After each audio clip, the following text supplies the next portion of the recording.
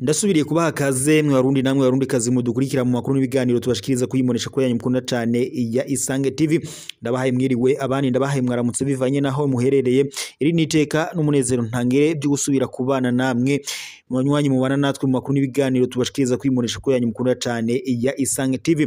Muri aya masaha rero tubazaniye amakuru n'amakuru y'agacamutwe n'amakuru amasoko yacu adushikirije kuri aya masaha kubiriko birabera ngaha mu gihugu cacu c'u Burundi. Perezida w'u Burundi rero ivyo yabariye abarundi yarabasemereye, yasemereye u Burundi ndetse n'abarundi. Iryavuzwe rero riratashe n'amakuru ateye ubwoba yibimaze kubera ngaha mu gihugu cacu c'u Burundi. Turaza kubashikiriza mu makuru yido nido ntumujye kure yimonesha ko yanyu mukunda cyane yariyo ya Isange TV. Turaza kubandaniriza amakuru yacu n'ubundi ku yandi makuru ibimaze gushirwa ahabona na Martin Teretse. Nyuma yereko rero abanyekongo batari bakeyi bahunze igihugu cabo ca Kongo bivanye n'intambara iri kirabera mu buseruko bwa Republika Iharanira Intwaro Rusange ya Kongo. Kuri ubu rero abanyagihugu b'abanyekongo, impunzi z'abanyekongo zababa 10,000 zabarizo zimaze gushika mu gihugu c'u Burundi mu kiringo ngo kitarenze iminsi 4 gusa.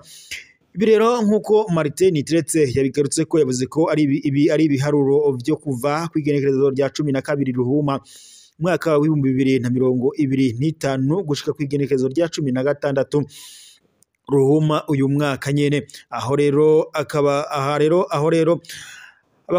abakongomani bariko bahunga intambara ziriko ziraba mu buseruko bwa Republika Iharanira Intwaro Rusange ya Kongo.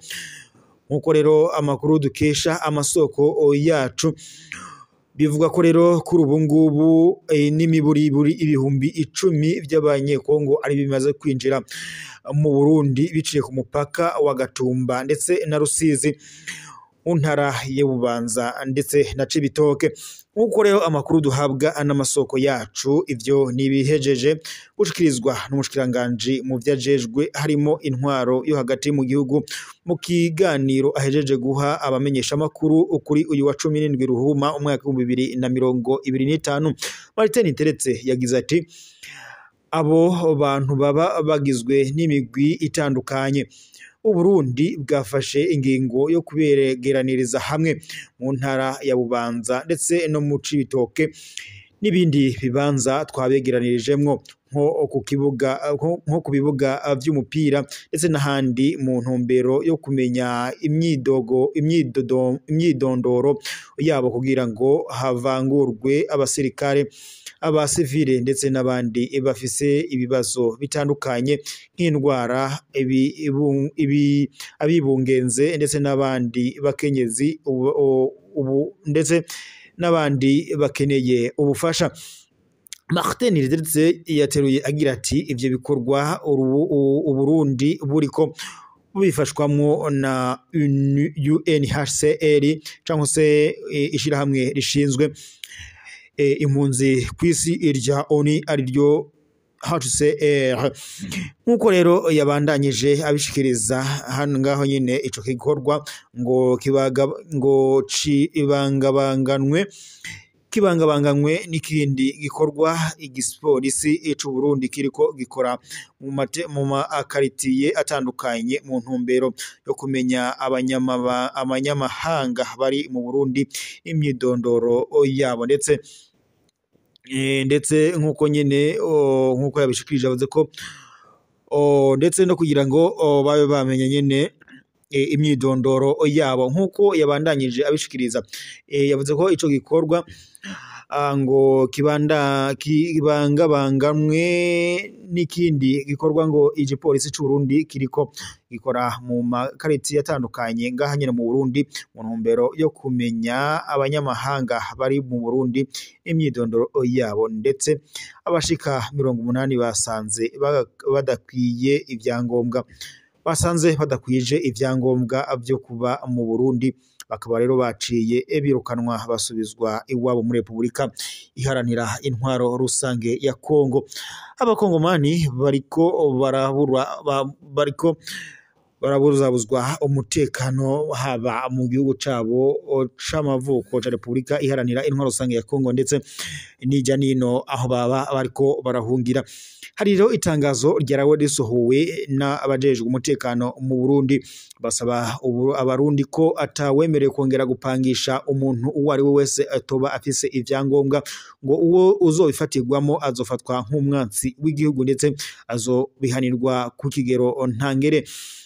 Kandi hari n'indi ngingo yafatiwemo ivuga ko upangisha agomba gupangisha umuntu ufise ivyangombwa kandi ko ngo atani impunzi yemerewe gupangishwa nawe uzobikora azofatwa nk'umwansi w'igihugu. Repubulika rero iharanira intwaro rusange ya Kongo iragiramiwe n'intambara yongeye kwaduka guhera mu mpera z'umwaka wa 2021 ubwo umugwi witwaje ibigwanisho M23 wongeraga kugabisha ibitero mu nseruko bwa Repubulika iharanira intwaro rusange ya Kongo. Kuri ubu rero abatari bakeyi baramaze kugirwa impunzi haba ku banyekongo ndetse baramaze guhungira mu bice bitandukanye. Si ibyo byonyine kuko ari n'abamaze kuhasiga agatwe. Kuri ubu rero abanyagihugu b'abanyekongo itsinzi bariko barajabuka umugezi wa Rusizi berekeza mu gihugu c'u Burundi. Gusa hari abo twavuganye hari abavuganye n'amasoko yacu batubwira ko nabo batamerewe neza kuko ngo bariko barasubizwa mu gihugu cabo c'amavuko. Ibi kandi biriko birakogwa na leta y'u Burundi mu gihe yari ifise imigenderanire myiza n'igihugu ca Repubulika iharanira intwaro rusange ya Kongo kuko ndetse Repubulika y'u Burundi yamayohereza abasoda muri Repubulika iharanira intwaro rusange ya Kongo ngo baje gufatikanya n'igisirikare ca leta ya Kongo FARDC guhangana n'umugwi witwaje ibigwanisho wa M23. Ibi rero ntabwo perezida w'u Burundi Evariste Ndayishimiye ariko arabikora neza ngo ahe indaro aba banyekongo kandi afise imigenderanire myiza na leta ya Kongo. Abarundi baradonda agatoki bavuga ko ngo mu gihe aba banyekongo ngo boza gushika mu Burundi bakivanga n'abanyagihugu umutekano ushobora gutosekara. Nkuko rero amakuru duhabwa n'amasoko yacu kuva ku munsi w'ejo i Bujumbura hari hatangujwe iperereza ndetse n'igikorwa ngo cyo gufata imiyabaga haba imiyabaga y'abakongomani b'abanyamurenge ndetse n'abanyarwanda bari ngaho nyene i Bujumbura baciye bapakirwa imiduga ngo bajanwa ahantu gushika maginga ya hataramenyekana.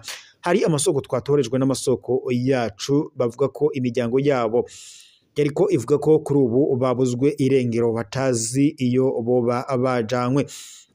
Nuko rero twama tubishikiriza twabibashikirije no mu makuru y'ejo nukuvuga nuko ucika maginga ya abanyamurenge bahungiye mu Burundi nabo rero ngo baragiramiwe kuko ngo leta y'u Burundi ibagiriza ngo ko batavuga rumwe n'ubutegetsi bwa Repubulika iharanira intwaro rusange ya Kongo yobona Antoine Felix Tshisekedi Tshilombo. Nkuko rero amakuru duhabwa n'amasoko yacu muri Repubulika iharanira intwaro rusange ya Kongo bivuga ko n'ubundi abanyamurenge bari muri Kivu y'ubumanuko babaye ko nabi ndetse bamurakabwa uko ibitero na leta ya Kongo Kinshasa iyobona Antoine Felix Tshisekedi Tshilombo. Umugwi wa M23 kuva kongera kwatukana ingwano uvuga ko utazokwige uramaze gufata uduce dutandukanye muri Repubulika iharanira intwaro rusange ya Kongo ndetse harimo n'ibibuga vy'indege. Uyu mugwi kandi watangaje ko utazohagarika intambara mu gihe Repubulika iharanira intwaro rusange ya Kongo iyobona Antoine Felix Tshisekedi Tshilombo batazokwemera ngo baje mu biganiro. Yasiguye ko itazokwigera ihagarika ingwano.